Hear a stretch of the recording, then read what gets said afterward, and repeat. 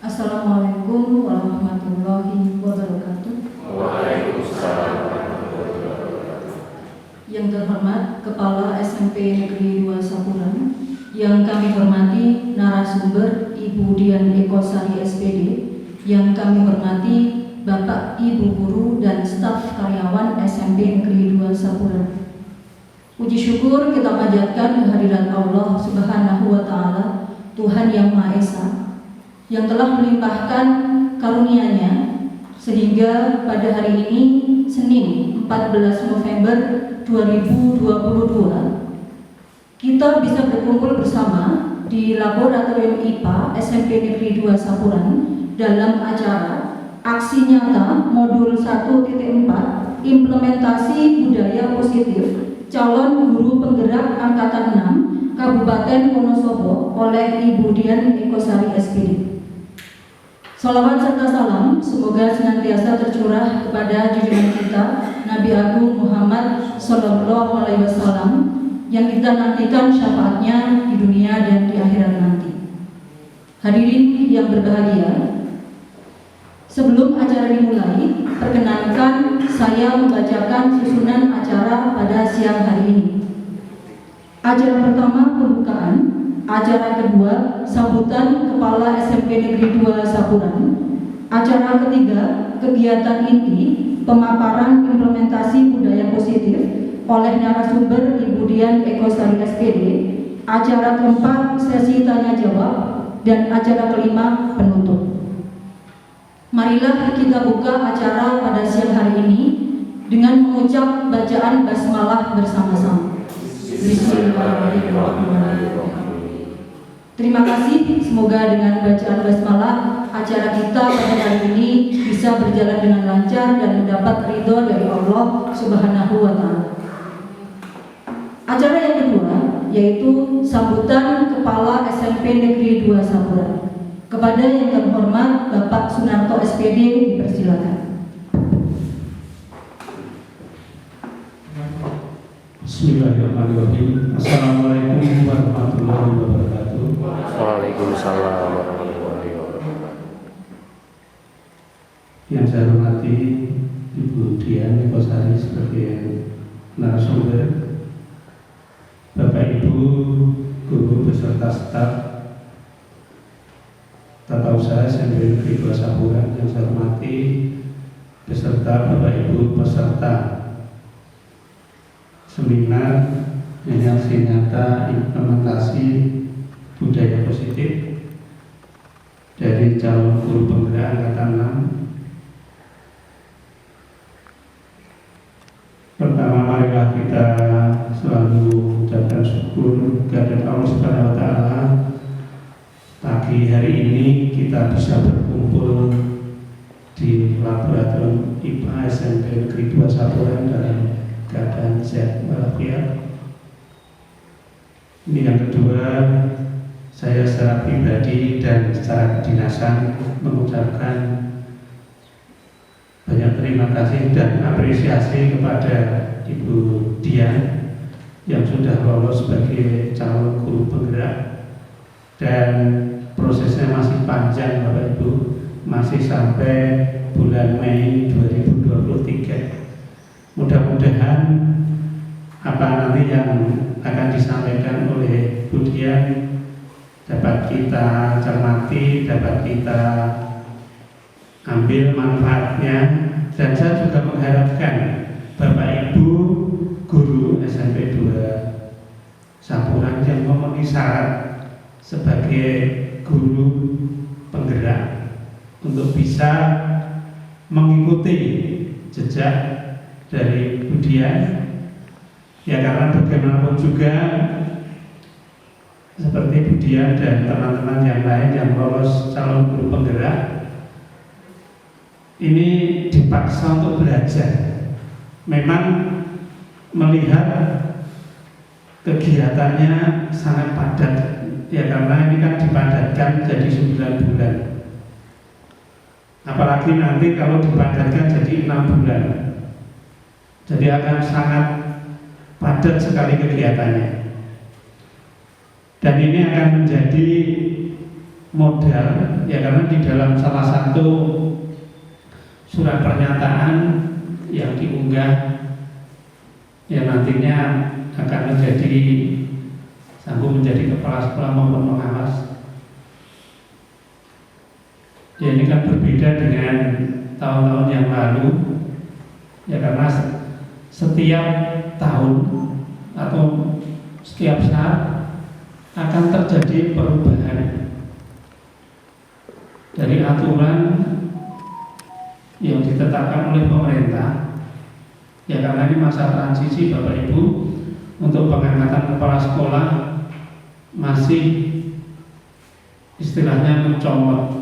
Jadi beberapa Bapak Ibu guru yang memenuhi syarat menurut dinas itu kan diundang, kemudian ditawari sanggup atau tidak.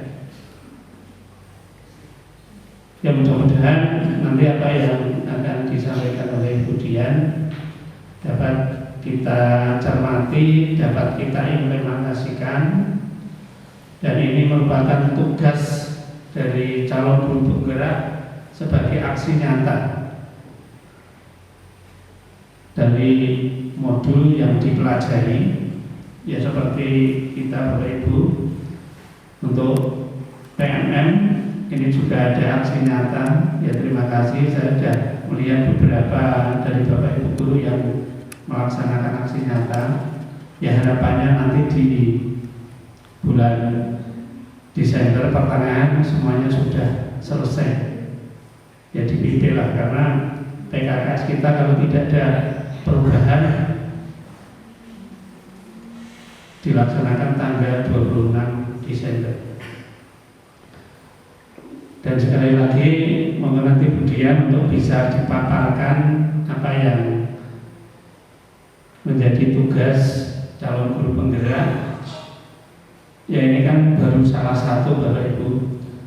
Nanti selain aksi nyata Bu Dian, saya mengharapkan setiap refleksi, karena ini juga dari dinas, tiap hari Senin ada refleksi, ya paling tidak bisa menularkan kepada kita semuanya. Ya paling tidak,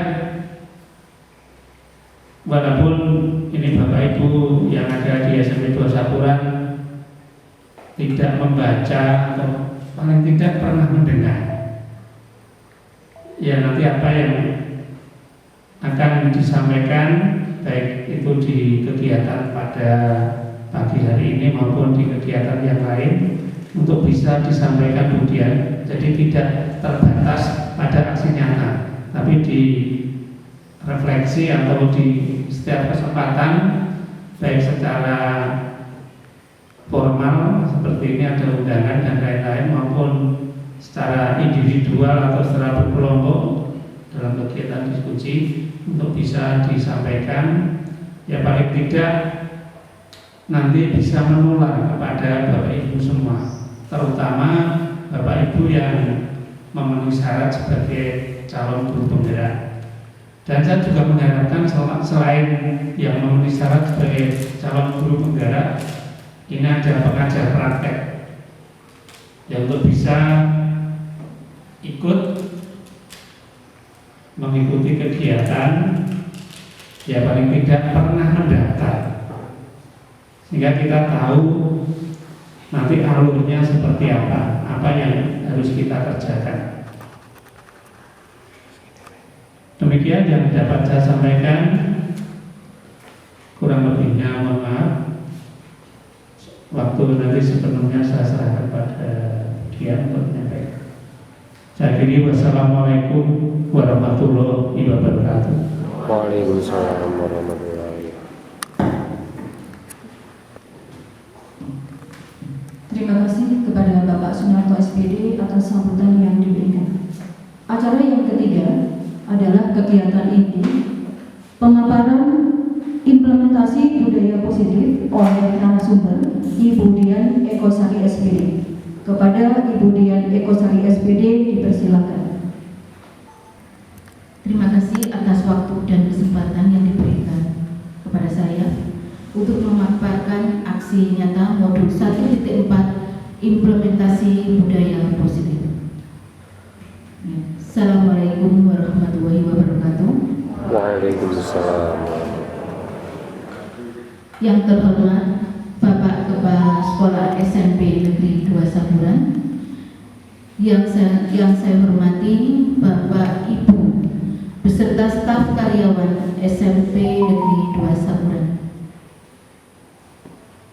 Bapak Ibu sekalian, ini adalah aksi nyata modul 1.4 implementasi budaya positif.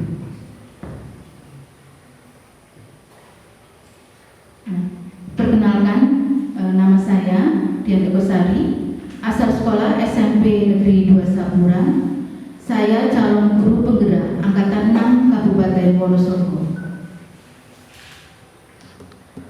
Latar belakang, salah satu tanggung jawab seorang guru adalah bagaimana menciptakan suatu lingkungan positif yang terdiri dari warga sekolah yang saling mendukung, saling belajar, saling bekerja sama, sehingga tercipta kebiasaan-kebiasaan baik akan tumbuh menjadi karakter-karakter baik bagi warga sekolah, dan pada akhirnya karakter-karakter dari kebiasaan-kebiasaan baik akan membentuk sebuah budaya positif.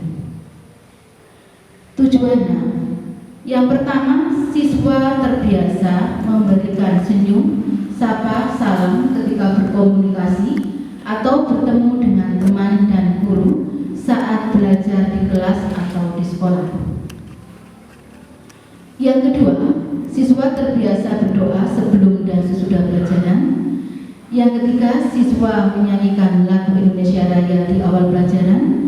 Dan keempat, peserta didik merasa nyaman, aman, berdisiplin positif di kelas. Budaya positif. Yang pertama, disiplin positif dan nilai kebajikan universal.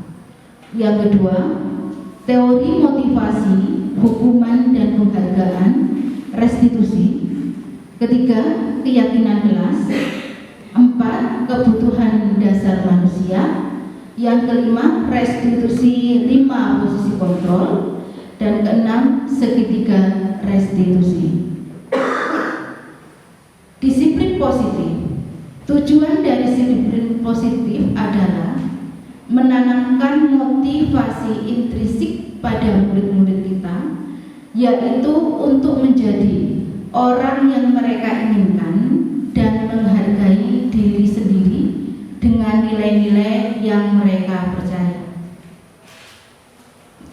Ketika murid-murid kita memiliki motivasi tersebut, mereka telah memiliki motivasi intrinsik yang berdampak jangka panjang, motivasi yang tidak akan terpengaruh pada adanya hukuman atau hadiah. Mereka akan tetap berperilaku baik dan berlandaskan nilai-nilai kebajikan, karena mereka ingin menjadi orang yang menjunjung tinggi nilai-nilai yang mereka hargai atau mencapai suatu tujuan yang mulia. Nilai-nilai kebajikan universal atau The Virtuous Project ini ada peduli, keterus-terangan, kebersihan, komitmen, belas kasih, percaya diri, bertujuan, tenggang rasa, gotong royong, rasa hormat, tanggung jawab, pengabdian, ketegasan, rajin, keberanian, kesantunan, kreatif, semangat, kedermawanan, kejujuran, harga diri, rendah hati, bijaksana, bersyukur, toleransi, pengertian, integritas, kebahagiaan, keadilan, baik hati, kesetiaan, berprinsip, bersahaja, keteraturan, kedamaian, keteguhan hati, percaya, lurus hati. 3. Motivasi perilaku manusia. Yang pertama, untuk menghindari ketidaknyamanan atau hukuman.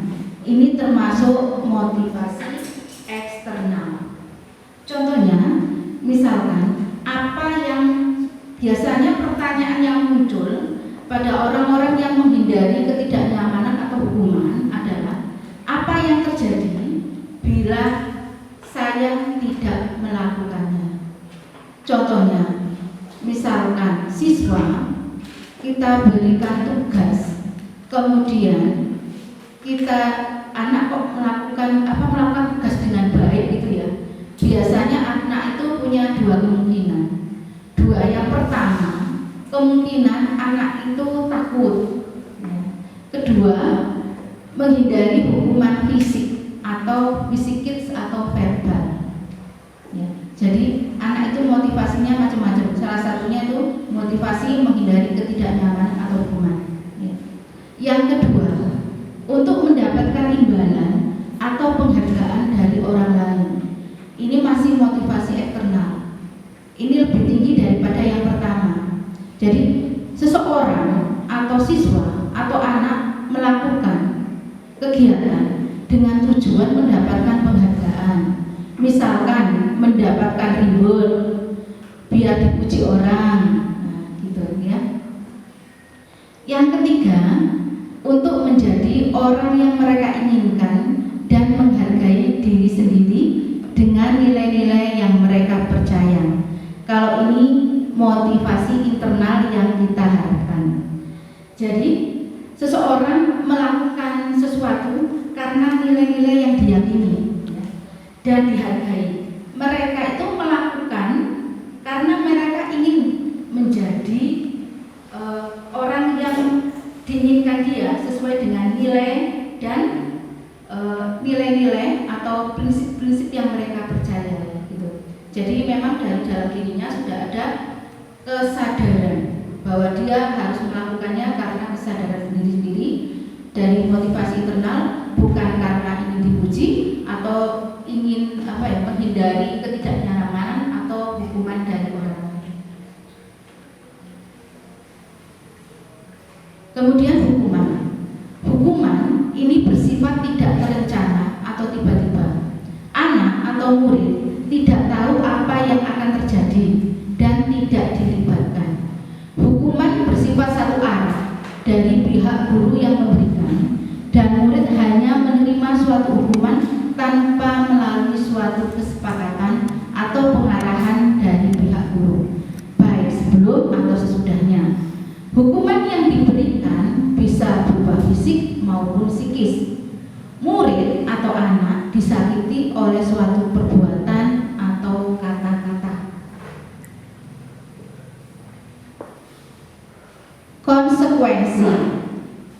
Konsekuensi adalah disiplin dalam bentuk konsekuensi sudah terencana atau sudah disepakati, sudah dibahas dan disetujui oleh murid dan guru.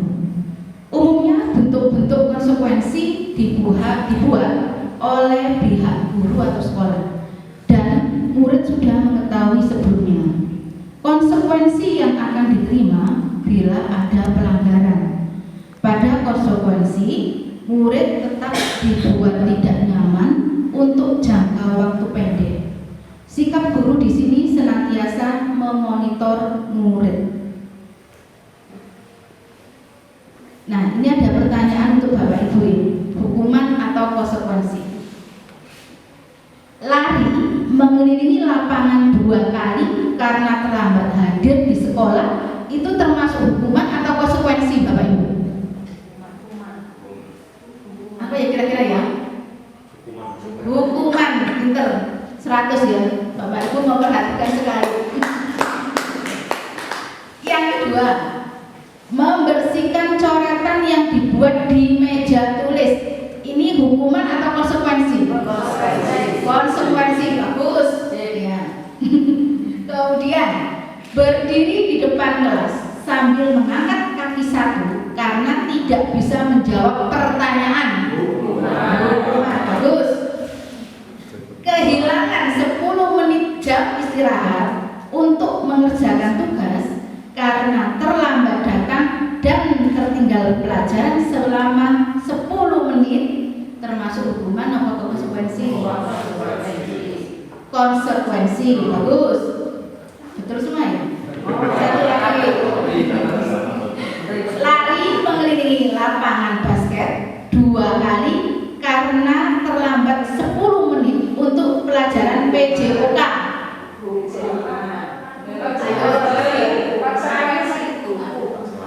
Mana konsekuensi? Anggur gitu. Iya. Jadi apa Pak Anggur? Iya. Bagus Pak Anggur, sangat memperhatikan. Betul. Karena ini kan pelajaran PJOK. Anak terlambat 10 menit, waktunya pemanasan. Jadi ini sesuai, ini bukan hukuman tapi konsekuensinya anak disuruh untuk pemanasan terlebih dahulu. Ini terima kasih Bapak Ibu. Kemudian dihukum oleh penghargaan. Penghargaan maupun hukuman adalah cara-cara mengontrol perilaku seseorang yang menghancurkan potensi untuk pembelajaran yang sesungguhnya. Ini menurut Kon, secara ideal tindakan belajar itu sendiri adalah penghargaan sesungguhnya. Jadi tindakan memberikan penghargaan yang nilainya sama dengan menghukum seseorang.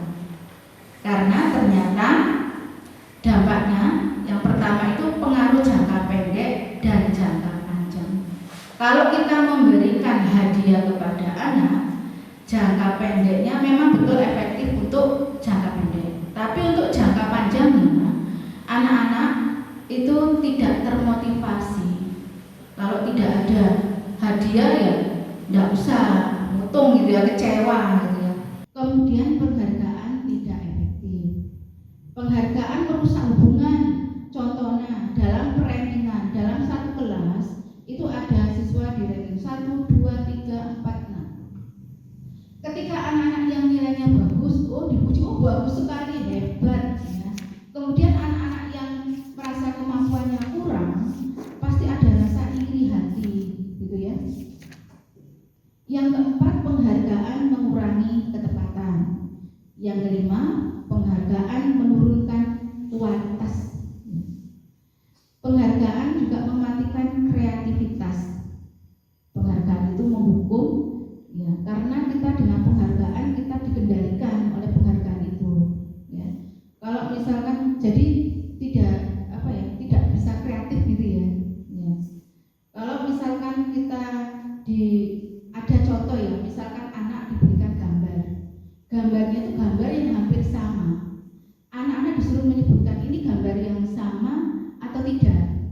Nah, anak-anak yang mendapatkan hadiah reward biasanya akan menyebutkan ini berdasarkan sensus ya. Ternyata anak-anak yang diberikan penghargaan itu menjawabnya banyak yang salah. Kemudian tidak ada motivasi dalam diri. Kalau sudah dikasih hadiah, ya, otomatis kan kita tujuannya dapat hadiah. Kalau tidak dapat hadiah ya sudah, tidak mau, gitu ya. Itu seperti itu. Kemudian restitusi.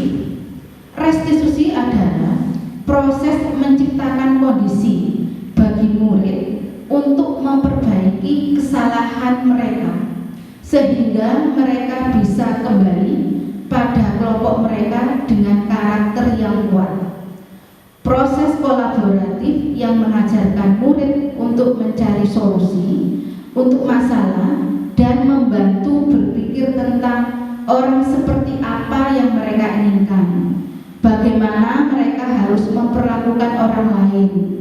Restitusi membantu murid menjadi lebih memiliki tujuan, disiplin positif, dan memulihkan dirinya setelah berbuat salah.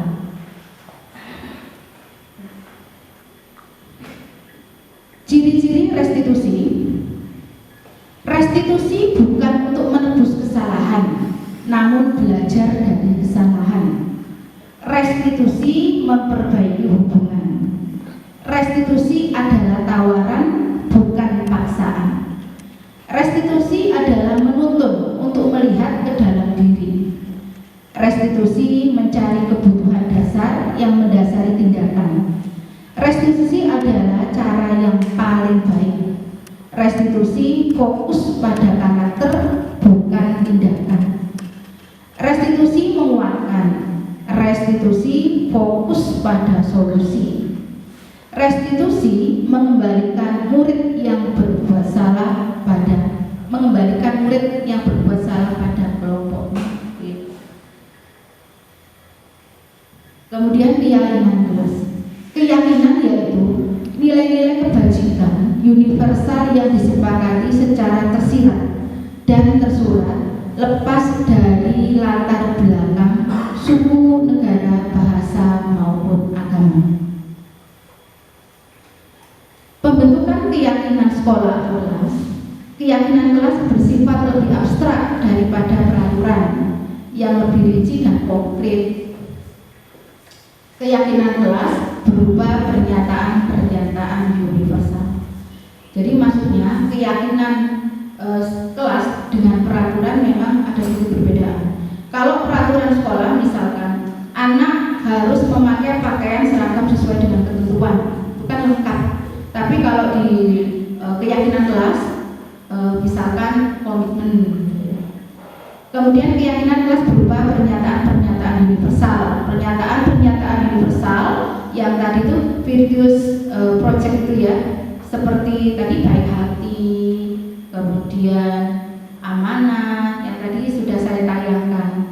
Kemudian pernyataan kelas senantiasa dibuat dalam bentuk positif.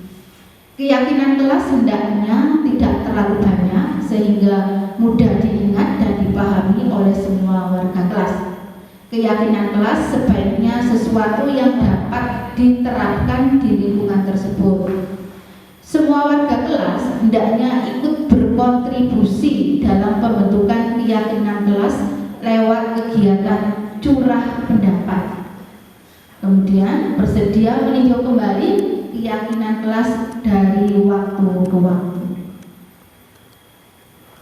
Nah, sekarang ini ada game lagi, Bu.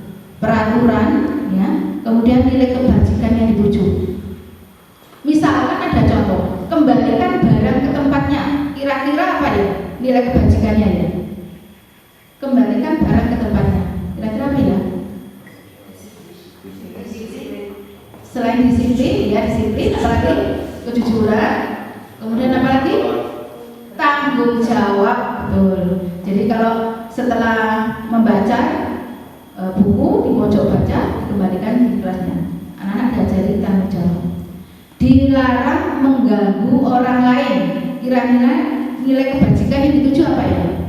Dilarang mengganggu orang lain. Iya, menghormati bisa. Ya. Kemudian hadir di sekolah 15 menit sebelum pembelajaran dimulai. Kira-kira apa ya? Disiplin. Kemudian apa lagi? Tanggung jawab. Kemudian apa lagi ya, Bu? Komitmen gitu ya. Kemudian dilarang melakukan kekerasan. Apa ya? Dilarang melakukan kekerasan. Pengertian. Terus apa lagi ya? Kalau dilarang melakukan kekerasan kira-kira apa ya? Ya, kedamaian. Betul. Terus apa lagi? Apa ya kira-kira ya? Anak-anak dilarang melakukan kekerasan. Kira-kira nilai kebajikannya apa ya? Apa ya? Oh, kamu nggak boleh pukul gitu ya. Karena untuk apa? Untuk apa ya kira-kira ya? Menghargai orang lain, betul ya. Jadi kita tuh menghargai orang lain salah satunya dengan tidak melakukan kekerasan kepada orang lain. Ya, ya. Seperti Mas bagus. Kemudian berjalan di kelas dan koridor. Kira-kira nilai kebajikannya apa, Bapak Ibu? Berjalan di kelas dan koridor. Disiplin. Apa ya? Kan anak-anak itu jalan-jalan itu maksudnya kurang berjalan-jalan gitu ya. Menghormati. Iya, menghormati orang lain. Terus selain itu menghormati apa ya? Menghargai. Jadi kalau kita jalan-jalan di koridor sedang pelajaran, berarti anak itu harusnya menghargai orang yang tidak boleh karena tidak menghargai, gitu ya. Ya. Ini prosedur pembentukan keyakinan sekolah atau kelas. Ya. Minggu pertama itu melakukan koordinasi dengan kepala sekolah, kemudian berdiskusi dengan rekan-rekan guru tentang keyakinan kelas. Minggu kedua menjelaskan kepada siswa tentang maksud tujuan dibuat kesepakatan kelas, kemudian melakukan diskusi dengan siswa dalam menyusun kesepakatan kelas sebagai langkah awal membangun budaya positif di sekolah. Jadi kita lakukan diskusi karena kita juga ingin tahu anak-anak itu maunya seperti apa, gitu ya. Kemudian yang minggu ketiga, guru mencatat pendapat siswa yang kemudian dijadikan kesepakatan kelas, mengajak siswa untuk menemukan nilai kebajikan atau keyakinan yang dituju dari peraturan tersebut, meninjau ulang keyakinan kelas atau sekolah secara bersama-sama. Kalau ternyata kesepakatan kelas itu kok dinyatakan, oh ini kurang up to date atau masih kurang atau kurang baik, itu bisa diganti. Kemudian karena ini diskusi, tiap kelas kadang berbeda-beda, tidak apa-apa Bapak Ibu, ya, karena anaknya juga berbeda. Kemudian yang minggu keempat, setelah keyakinan sekolah atau kelas dibuat, maka semua warga kelas termasuk guru dipersilakan untuk meninjau ulang dan menyetujuinya dengan menandatangani keyakinan sekolah atau kelas tersebut. Kemudian keyakinan kelas selanjutnya bisa dilekatkan di dinding kelas di tempat yang mudah dilihat oleh semua warga kelas. Jadi kalau sudah keyakinan kelas sudah dibuat, disepakati oleh para siswa, kemudian ditempel di tembok atau dinding kelas. Tujuannya apa? Untuk mengingatkan anak-anak, oh ternyata saya kurang sesuai, jadi besok harus ditingkatkan lagi karakternya. Kemudian 5 kebutuhan dasar manusia. Ya. 1. Kebutuhan bertahan hidup. 2. Kasih sayang dan rasa diterima. 3. Penguasaan, kebutuhan pengakuan atas kemampuan ini. 4. Kebebasan. Yang kelima, kesenangan. 5. Posisi kontrol yang diterapkan seorang guru. Yang pertama ini menghukum atau hukuman fisik, maupun fisik maupun verbal. Ini 5 posisi kontrol. Jadi kalau kadang saya kadang tanpa terasa, kadang jadi menghukum. Tidak mengerjakan PR, ya kamu push up dulu 5 kali. Itu tuh, ya misalkan itu ya itu contoh untuk hukuman fisik. Nah, misalkan. Kalau verbal misalkan awas ya tidak mengerjakan PR, besok PR-nya tak tambahin lagi gitu ya. Itu verbal. Kemudian yang kedua, membuat merasa bersalah, lembut tapi membuat orang lain merasa tidak nyaman, bersalah atau rendah diri. Contohnya begini, Mas, Ibu sangat kecewa ya, kenapa kamu melakukan seperti itu? Ya. Kecewa, kata kecewa itu kan anak kan, ternyata mengecewakan gurunya gitu ya. Itu kan anak jadi merasa bersalah, tidak nyaman gitu ya. Yang ketiga, posisi teman. Guru tidak menyakiti murid, namun berupaya mengontrol murid melalui persuasi. Ya. Tapi mempunyai sisi positif dan negatif. Positifnya terjalin hubungan yang baik antara guru dan murid. Negatifnya, bila suatu saat guru tersebut tidak membantu, maka murid akan kecewa. Yang keempat itu posisi pemantau. Posisi pemantau berdasarkan pada peraturan-peraturan dan konsekuensi. Misalkan konsekuensinya apa? Kalau misalkan kalian tidak memakai pakaian seragam yang telah ditentukan. Mungkin juga konsekuensinya apa coba?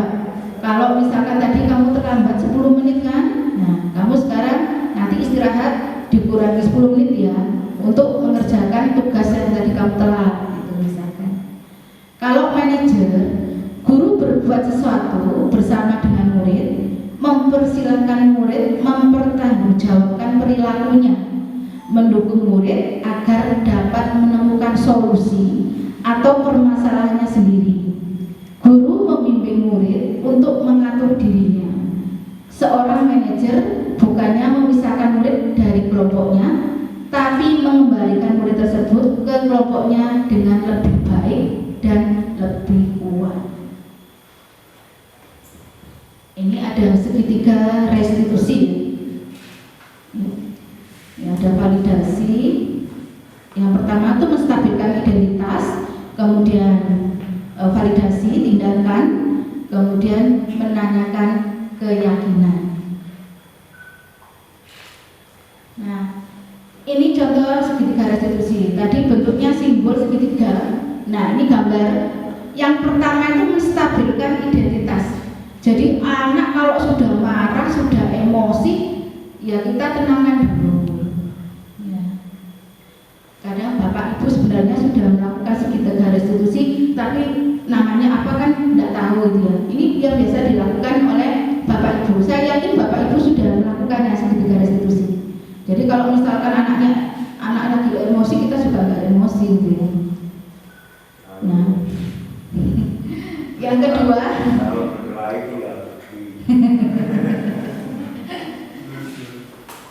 itu guyonan ya Pak, padahal tidak.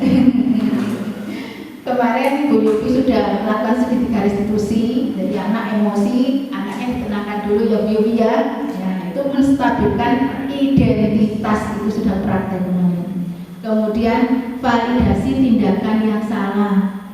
Kalau anaknya sudah tenang, ditanya, kamu kenapa? Alasannya apa? Nah, ya, latar belakangnya apa? Orang melakukan sesuatu itu kan pasti ada tujuannya.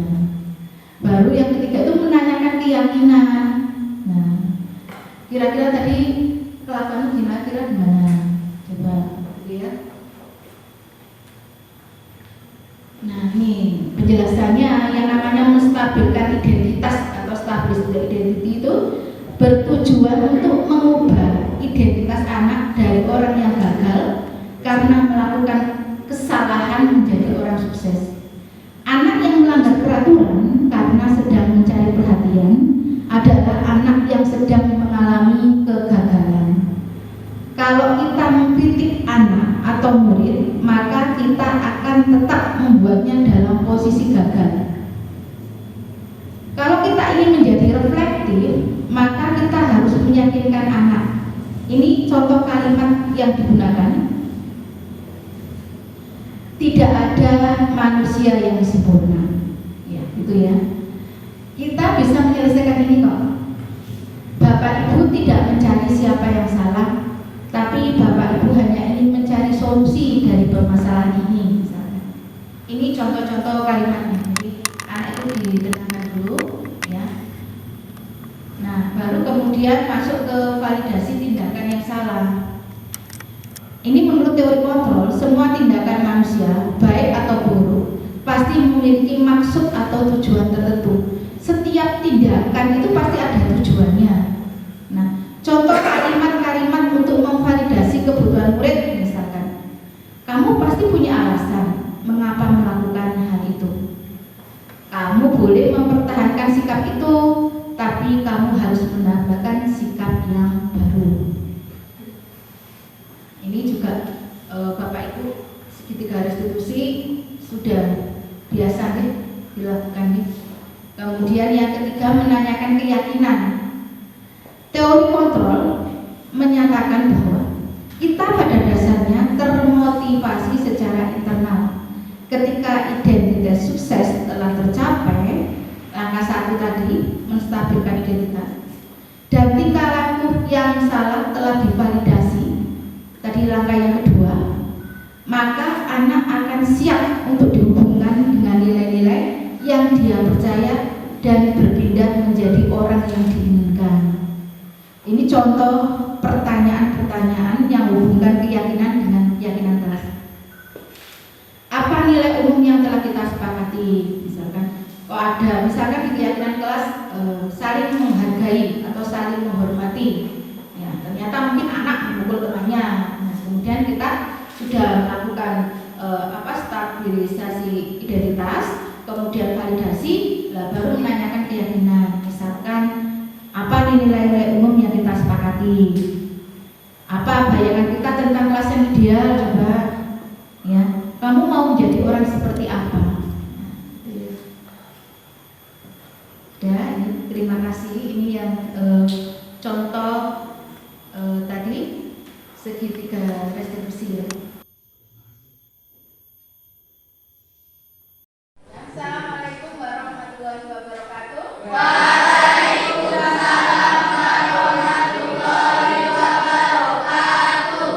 Morning class. Morning. How are you today? Okay. Before we start our lesson, it's better for us to say basmalah together.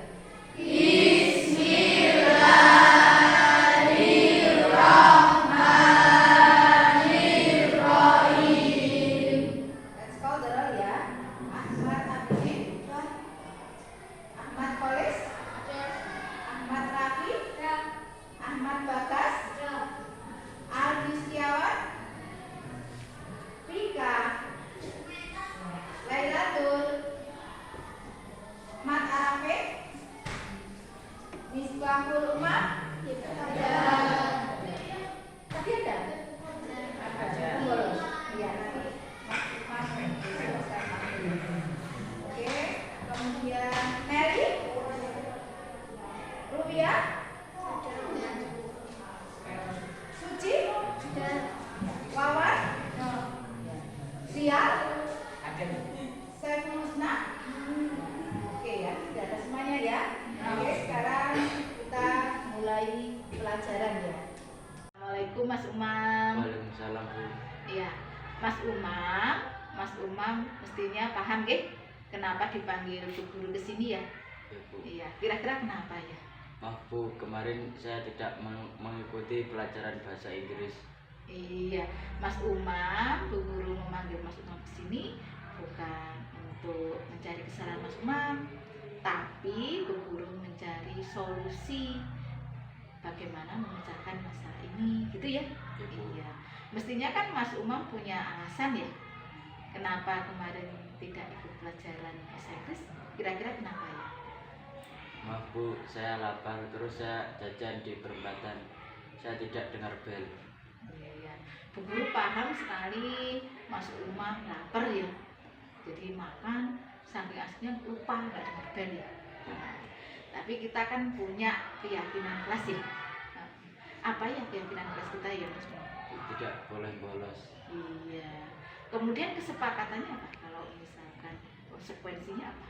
Menyalin catatan teman. Iya. Jadi konsekuensinya kalau tidak ikut pelajaran ya, harus mencatat punya catatan teman, menyalin gitu.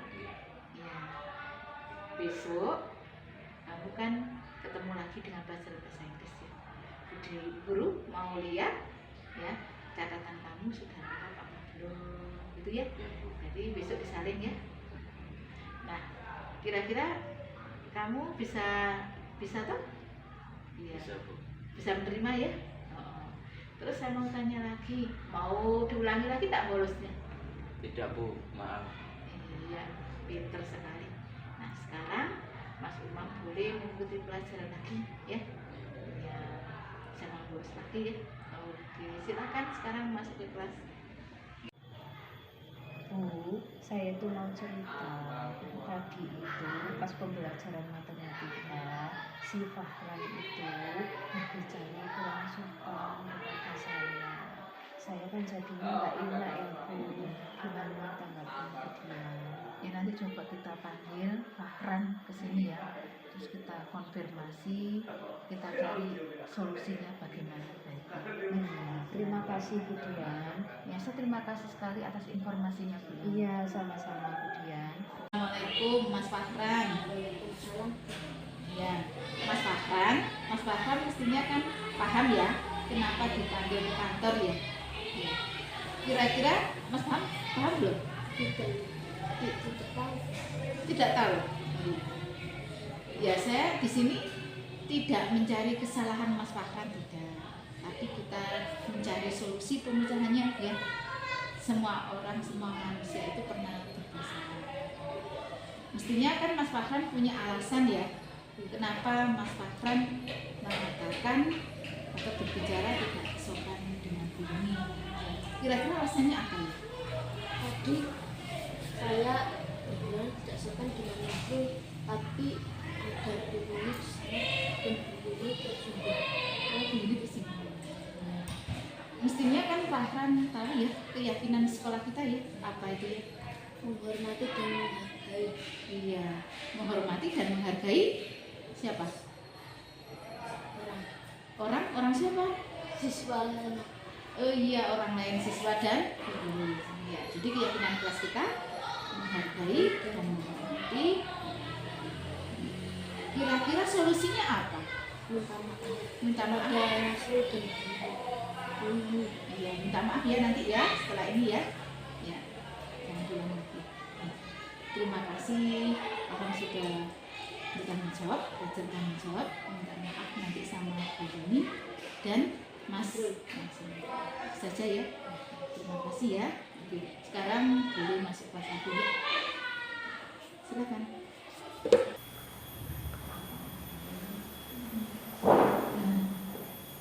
Ini ada beberapa contoh. Ini pada waktu membuat keyakinan kelas itu ada beberapa foto. Kemudian itu ada foto dengan Bapak Kepala Sekolah. Itu pada waktu kita koordinasi ya, Beda. Itu rangkaiannya seperti itu. Kemudian berdiskusi dengan siswa. Ya. Kemudian ya. Itu ada beberapa foto. Kemudian kita berdiskusi membuat keyakinan kelas. Kemudian kita rangkum keyakinan kelasnya seperti apa.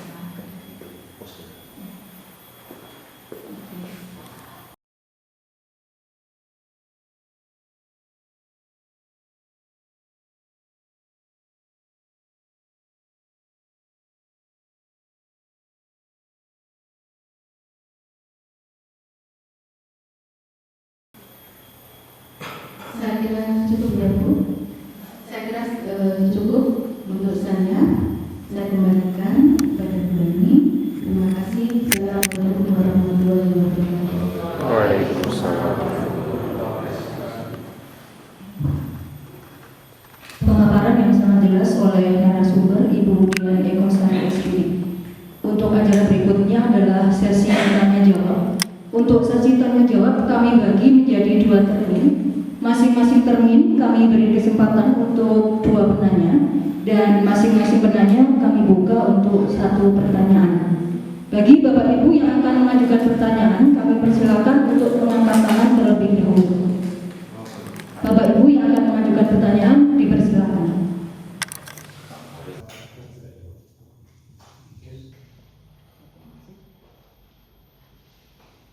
Terima kasih atas waktunya. Tadi dipaparkan mengenai beberapa hukuman yang sudah dijelaskan oleh Ibu. Yang akan saya tanyakan adalah kira-kira bolehkah kita memberikan hukuman kepada anak, kepada murid? Terima kasih. Terima kasih kepada Bapak Muhammad Balik SAG atas pertanyaan yang diberikan. Kami beri kesempatan untuk 1 penanya lagi, monggo Bapak Ibu. Ya, silakan Ibu ST Rusidah SPD. Tadi Bu Dian sudah memaparkan dengan sangat jelas, namun di sini saya ingin juga Bu Dian menjelaskan kembali tentang bagaimana cara membuat keyakinan kelas agar lebih baik lagi. Itu pertanyaan yang saya suka. Terima kasih. Ya, terima kasih kepada Ibu ST Rusidah SPD atas pertanyaan yang diberikan. Ya, untuk termin pertama ada 2 pertanyaan, yaitu yang pertama dari Bapak Muhammad Balik SAG, yaitu kira-kira bolehkah kita memberikan hukuman kepada murid? Ya, silakan bisa dijawab dulu oleh Ibu narasumber. Terima kasih atas pertanyaannya. Untuk budaya positif saat ini memang kita sebagai guru tidak boleh menghukum siswa atau murid apapun alasannya. Karena apa? Karena dengan menghukum nanti anak itu timbul rasa misalkan dendam, sakit hati, gitu ya. Yang intinya kalau menghukum itu kan menyakitkan. Jadi anak tidak boleh begitu. Terima kasih Pak Bari. Bagaimana Pak Bari? Sudah puas atas jawabannya? Ya, sudah. Untuk pertanyaan berikutnya yaitu dari Ibu SD Rosita SPD, bagaimana untuk membuat keyakinan kelas agar menjadi lebih baik lagi untuk Ibu Dian Edukasi SPD? Ya, terima kasih pertanyaannya Bu SD Rosita. Bagaimana cara membuat keyakinan kelas? Yang pertama kita ke kelas, ya. Di kelas kita menyatakan kita akan membuat keyakinan kelas dulu. Kemudian keyakinan kelas yang kita yakini apa saja kita paparkan dulu. Keyakinan kelas, ya, kebajikan, karena nanti keyakinan kelas itu kan tujuannya ke kebajikan. Jadi nilai-nilai kebajikan dulu kita paparkan ke anak-anak, kita berikan ke anak-anak, misalkan nilai-nilai kebajikan, contohnya saling menghormati, kemudian saling menghargai, amanah, jujur, kemudian tanggung jawab, ya, kemudian komitmen, ya. Nah, anak dikenalkan dulu dengan kata-kata itu. Kemudian kita diskusi kan. Nah, diskusinya kira-kira apa yang kamu inginkan? Keyakinan kelas apa yang kamu inginkan? Tiap anak itu harus memberikan jawaban. Kita curah pendapat. Semua anak harus kita ingin tahu ya, masukannya anak seperti apa.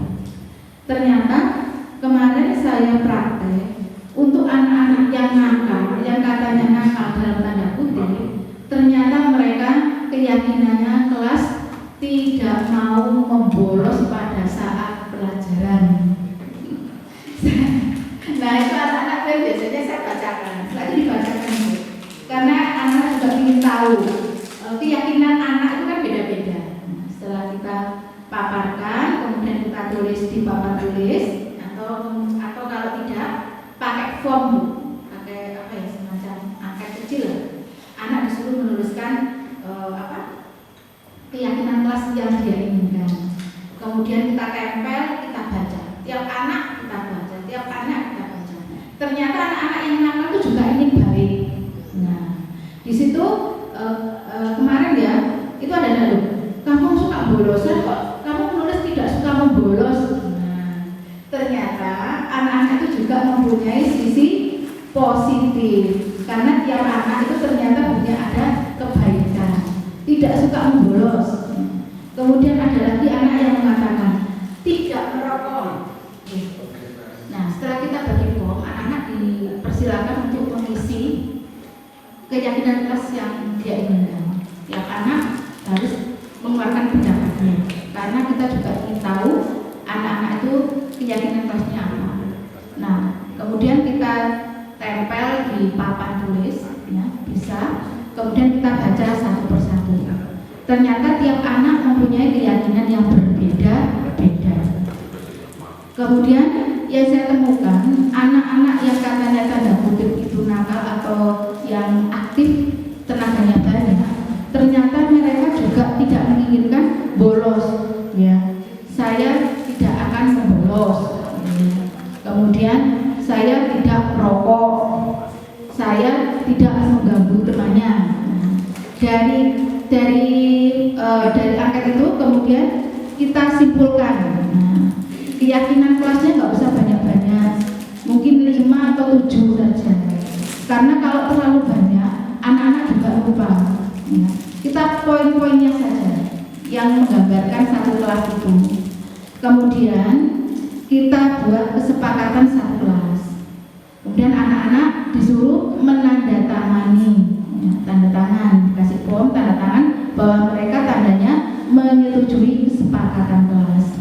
Setelah itu baru kita pajang di kelas. Itu ya Bu ya. Terima kasih Bu SD. Terima kasih juga.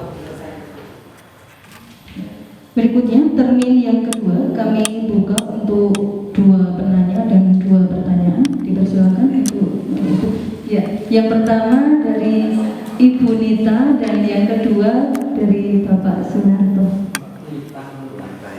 Silakan untuk Ibu Yunita Kurniawati SPD, dipersilakan. Tadi kan sudah dijelaskan ya sama Bu Dian mengenai segitiga restitusi. Nah, saya ingin bertanya, jika ada suatu masalah, misalkan tentang kedisiplinan Bu, seperti Bu Dian ketahui juga, anak-anak itu kan baju dikeluarkan Bu, kemudian dasi itu tidak dipakai, tapi untuk apa ya namanya, jebret-jebretan kan. Nah, selama ini jujur saja ya Bu, saya kalau baju dikeluarkan anak tak suruh push up, kemudian kalau dasi itu saya minta, kemudian nanti waktu pulang sekolah saya kembalikan. Nah, itu kan saya berupa hukuman ya itu. Nah, saya salah. Nah, untuk penyelesaian masalahnya menggunakan segitiga restitusi bagaimana? Terima kasih. Ya, terima kasih kepada Ibu Yunita Kurniawati SPD atas pertanyaan yang diberikan. Untuk berikutnya dari Bapak Sunarto SPD, dipersilakan. Terima kasih saudara moderator. Ini yang saya tanyakan, yang pertama bahwa hukuman, konsekuensi dan restitusi merupakan sebuah kontrol kita terhadap siswa. Yang saya tanyakan yang pertama, karena di dalam hukuman itu kan arahnya ke negatif, kemudian konsekuensi itu netral dan restitusi itu positif. Apakah bisa kita memberikan hukuman tetapi arahnya ke restitusi? Bagaimana caranya? Apakah dalam kita menghukum itu kita menggunakan yang ke arah konsekuensi maupun restitusi? Kemudian yang kedua, dalam posisi guru itu kan ada 5 posisi kontrol. Ini bagaimana kita menempatkan posisi guru atau posisi kita dalam mengontrol siswa?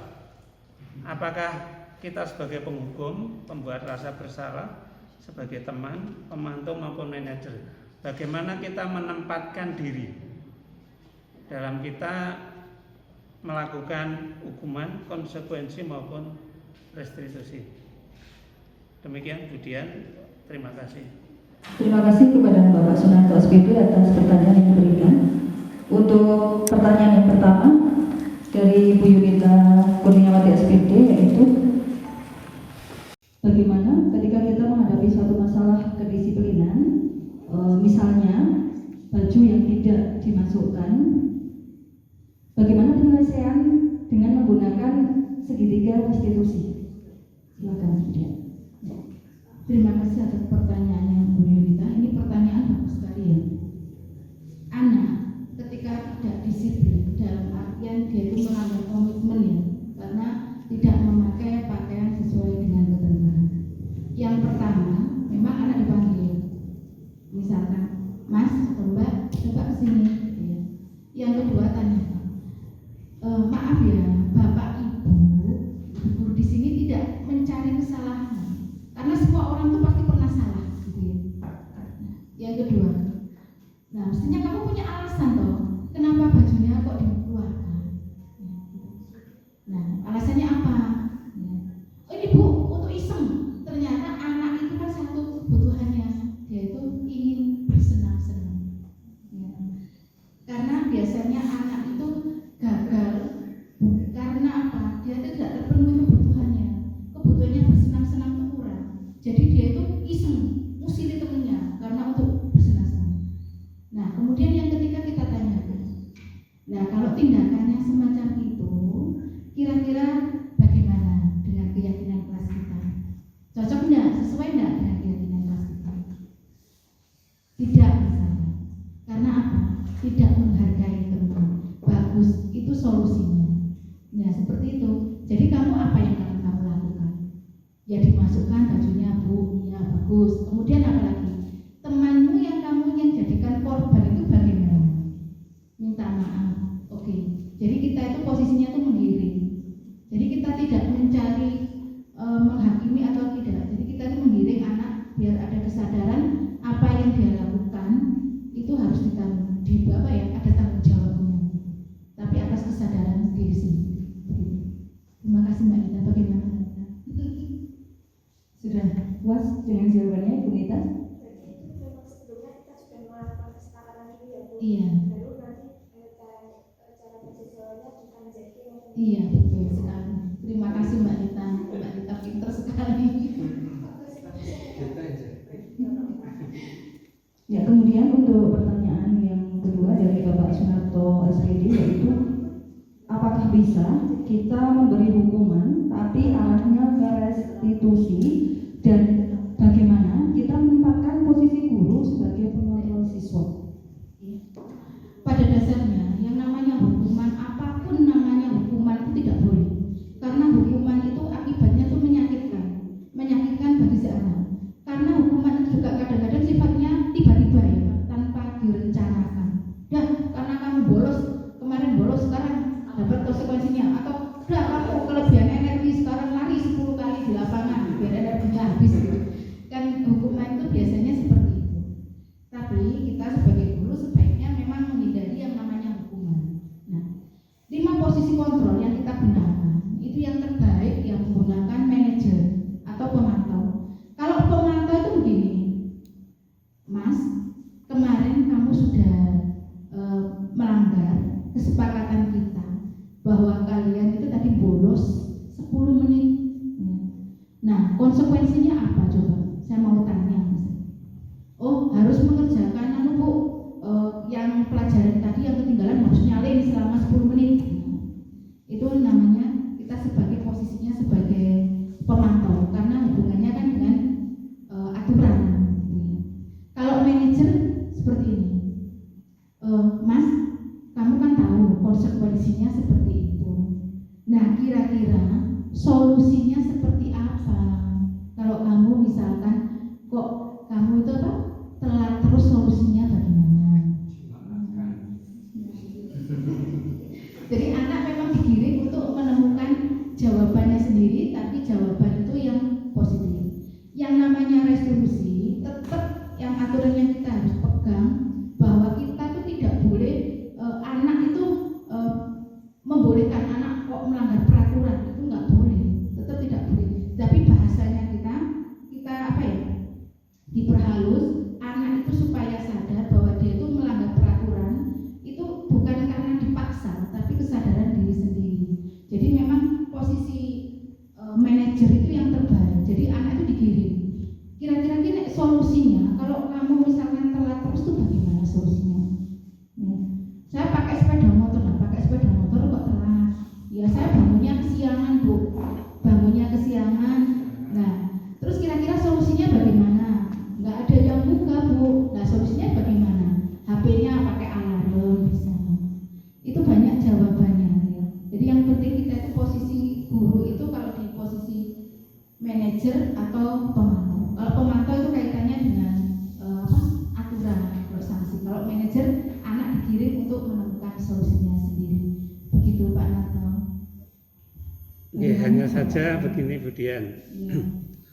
Saya mungkin dari Bapak Ibu semua sering menemui, sebenarnya kita ini mencari penyelesaian terbaik. Ya dengan cara tadi yang sudah disampaikan oleh Bu Dian, begini anak harusnya bagaimana.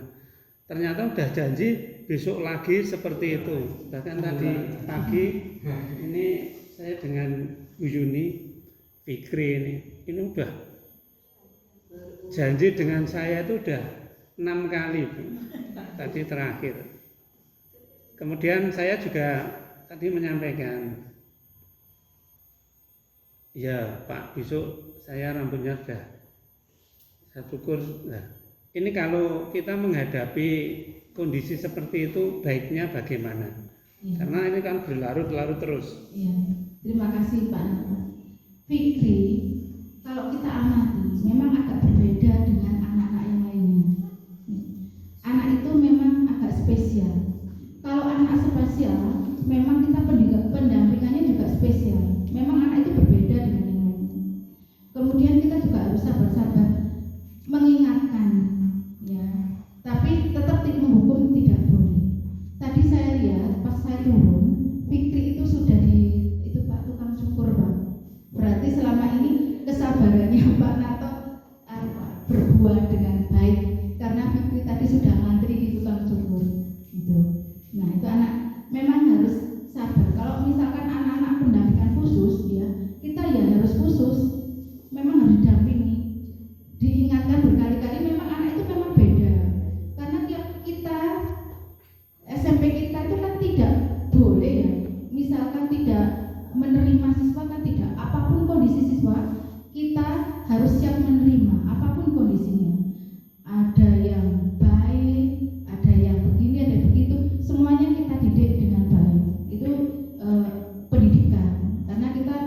guru itu kan menuntun ya, menuntun sesuai dengan kodrat anak-anak, ya, sesuai dengan potensinya yang ada.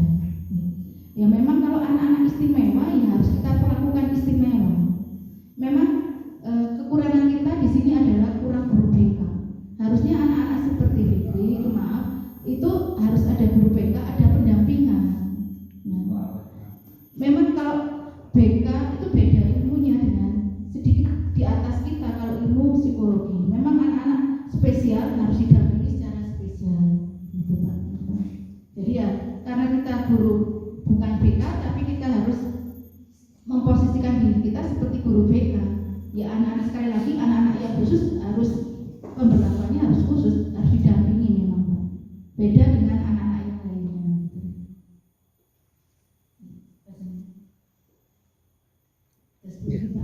Ya, Bu.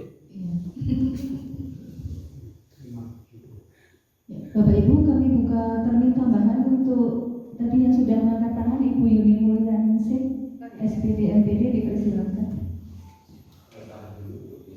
Ya baik Bu Dian, yang akan saya tanyakan adalah pertama bedanya peraturan dan keyakinan kelas itu apa Bu Dian? Jadi Bu Dian sudah menyampaikan keyakinan kelas, kemudian bedanya dengan peraturan apa? Kemudian pertanyaan yang kedua, bagaimana jika kita sudah membuat keyakinan kelas tetapi anak tersebut melanggar keyakinan kelas yang telah dibuat itu beberapa kali, apakah boleh kita memberikan konsekuensi? Terima kasih Bu Dian. Pertanyaan dari Ibu Yuni Mulyaningsih, SPD MPD, yaitu apakah perbedaan peraturan dan keyakinan kelas, dan bagaimana jika kita sudah memberi keyakinan kelas tapi ada murid yang melanggar beberapa kali keyakinan kelas tersebut? Silakan Bu Dian Ekosari, SPD. Terima kasih Bu Yuni. Ini pertanyaannya bagus. Bedanya peraturan dan keyakinan kelas. Pertama kita analogikan begini. Kita kalau jalan-jalan ke Wonosobo, kita itu memakai helm. Sekarang motivasinya memakai helm karena apa? Alasannya apa? Coba. Misalkan kita pakai helm, apa alasannya ya? Keselamatan. Iya, biar tidak ditilang, biar tidak dapat surat cinta dari Pak Polisi. Nah dari itu kita analogikan begini. Jadi kalau peraturan, kita pakai helm karena nanti dapat surat cinta dari Pak Polisi, dapat e-tilang. Beda kalau keyakinan gini, saya memakai helm karena saya ingin selamat, karena saya ingin sehat, misalkan biar tidak masuk angin, anget dan sebagainya. Mungkin kalau misalkan sore kalau kita tidak pakai helm, hujan kan repot ya, mata kita kadang kena binatang. Nah itu dasarnya seperti itu, keyakinan dan peraturan. Kalau peraturan sekolah itu biasanya itu kalimatnya untuk misalkan siswa diminta untuk memakai pakaian seragam sesuai dengan ketentuan misalkan. Nah kalau di keyakinan kelas mungkin cuma satu kata misalkan komitmen. Iya, komitmen. Jadi keinginan kesadaran bahwa dia diyakini bahwa dia harus memakai pakaian seragam sesuai dengan ketentuan. Kemudian yang kedua, ini bagaimana membuat keyakinan kelas ya Bu ya? Bagaimana? Jika kita sudah membuat keyakinan kelas, tetapi anak tersebut melanggar beberapa kali keyakinan yang telah kita buat, apakah boleh kita membuat konsekuensi khusus atau hukuman? Yang bisa bukan hukuman tapi kesepakatan lain setelah konsekuensi kelas. Iya, ini bagus sekali Mbak Yuni. Jadi gini, keadaan anak itu memang berbeda-beda. Kadang anak itu melanggar peraturan. Memang anak-anak khusus, anak-anak istimewa melanggar peraturan itu berkali-kali. Terus ini keyakinan kelasnya seperti apa? Nah, memang posisi kita yang terbaik itu di posisi pemantau atau manajer. Jadi kita itu kalau misalkan anak kita melalui prosedur dulu, ya, tadi identifikasi ya, stabilis itu, kemudian validasi, baru kemudian kita keyakinan kelasnya. ini mau konsekuensinya posisinya di posisi pemantau. Misalkan, Mas, sudah kita melalui itu ya, melalui tahapan ya, mulai dari identitas, menstabilkan identitas, validasi, dan menanyakan keyakinan. Sudah dilewati, kamu konsekuensinya apa? Kamu sudah berapa kali ini datanya. Nah, itu konsekuensi. Yang penting dalam pembelajaran tidak ada yang namanya hukuman. Ya, jadi anak memang kita beritahu konsekuensinya apa. Anak biasanya menyadari kalau sudah tahu, oh iya konsekuensinya saya seperti ini. Lah baru kita masuk solusinya bagaimana kalau seperti ini. Nah, itu anak jadi berpikir, oh saya melakukan mungkin kesalahan, nah memperbaikinya seperti ini. Memang anak itu diajarkan untuk problem solving, memecahkan masalah dirinya sendiri, gitu ya. Tapi dengan baik, gitu. Saya kira itu Mbak Dini.